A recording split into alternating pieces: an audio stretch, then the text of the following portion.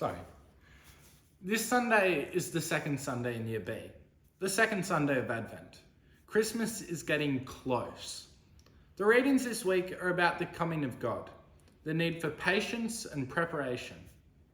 Like last week, the first reading is from the book of Isaiah, but this week's reading is the start of a more optimistic section, written in the perspective of someone living about 600 years before Jesus. It was a better time, and I think this is a more enjoyable reading. This week, Isaiah is not talking about God coming tearing open heavens, but instead of a shepherd God coming, feeding his flock, and gathering lambs in his arms. There is an uncommon word in this reading. Isaiah uses the word Zion. Zion was a hill in Jerusalem, but it's referred to in the Old Testament as the home of God and can also mean Jerusalem itself. The second reading is a special treat. We have a letter from St. Peter, maybe written by one of his friends after his death. St. Peter was an eyewitness to Jesus Christ. He was one of the disciples and the first pope.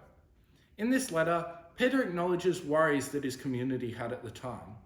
The community felt that they were waiting too long for the return of Jesus.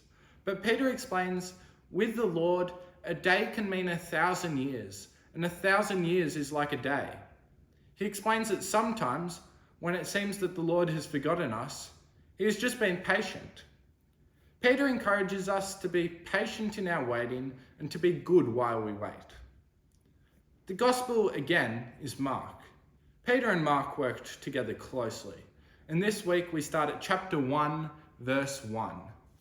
Here, Mark starts with his conclusion, the whole point of his Gospel. Jesus Christ is the Son of God. Then, Mark reminds us of Isaiah's message in the first reading. Prepare a way for the Lord, make the paths straight. How do we make paths straight for God?